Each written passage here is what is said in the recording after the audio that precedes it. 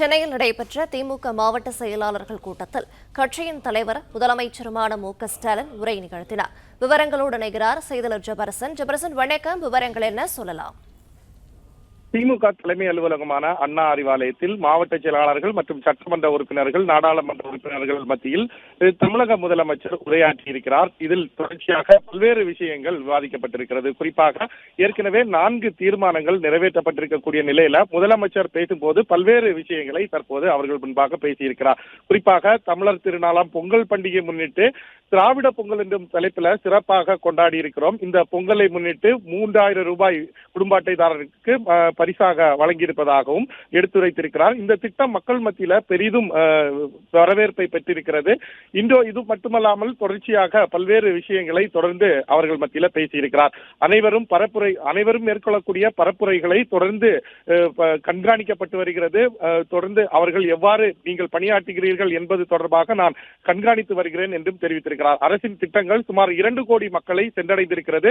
ஒரு குடும்பத்தை விடாமல் எல்லா திட்டங்களும் மக்கள் மத்தியில கொண்டு சேர்க்கும் வகையில அவர்கள் சேர்ந்திருக்கக்கூடிய பயன்களை தொடர்ந்து மக்கள் மத்தியில எடுத்துரைத்து அதை வாக்காக மாற்றக்கூடிய பணிகள்ல நீங்கள் ஈடுபட வேண்டும் என்றும் அவர்கள் தெரிவித்திருக்கிறார்கள்.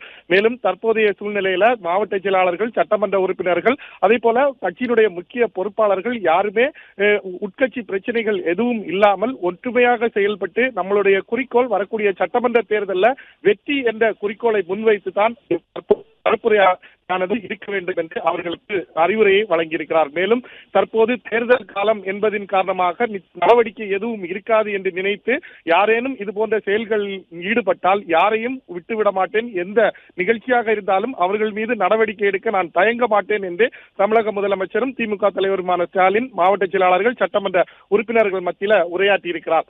நாம் ஆட்சிக்கு வர வேண்டும் என்பதை மட்டுமே மனதில் வைத்து தொடர்ச்சியாக பணியாற்ற வேண்டும் என்றும் அவர்களுக்கு கோரிக்கை விடுத்திருக்கிறார். அது மட்டுமல்லாமல் கூட்டணி கட்சிகள்ல சிலர் நம்மை பிடிக்காதவர்கள் நம்மிடையே பிளவுகளை ஏற்படுத்தும் விதமாக பல்வேறு விஷயங்கள்ல அவர்கள் ஈடுபடுகிறார்கள், பல்வேறு கருத்துக்களை அவர்கள் தெரிவிக்கிறார்கள். ஆனால் அதையெல்லாம் பொருட்படுத்தாமல், அதற்கெல்லாம் எதிர்கருத்துக்களை சொல்லாமல் தொடர்ந்து மக்களுடைய திட்டங்களை எவ்வாறு சென்று சேர்ந்திருக்கிறது, மக்கள் எந்த அளவிற்கு அதை வாக்காக மாற்ற வேண்டும் என்பதிலேயே கவனமாக இருந்து தேர்தல் பணியை நீங்கள் ஆற்ற வேண்டும் என்று முதலமைச்சர் அவர்களுக்கு அறிவுரையை வழங்கியிருக்கிறார். அது மட்டுமல்லாமல் இந்தியாவிலேயே ஒன்றிய பாஜக அரசை எதிராக ரொம்ப உறுதியாக வலிமையாக இருப்பது நாம் மட்டும்தான் எதிர்த்து வருகிறோம். அதன் காரணமாக நம்மை எப்படியாவது வீழ்த்திவிட வேண்டும் என்று மத்திய அரசு பல்வேறு திட்டங்களை வகுத்து கட்சிகள் மூலமாக பல்வேறு குழப்பங்களை ஏற்படுத்த முயற்சிப்பார்கள். ஆனால் அதற்கெல்லாம் இடம் கொடுக்காமல் வரக்கூடிய சட்டமன்ற தேர்தலில் வெற்றி என்ற ஒரே நோக்கோடு அனைவரும் ஒற்றுமையாக செயல்பட்டு வெற்றிக்கனியை பறிக்கும் வரை நாம்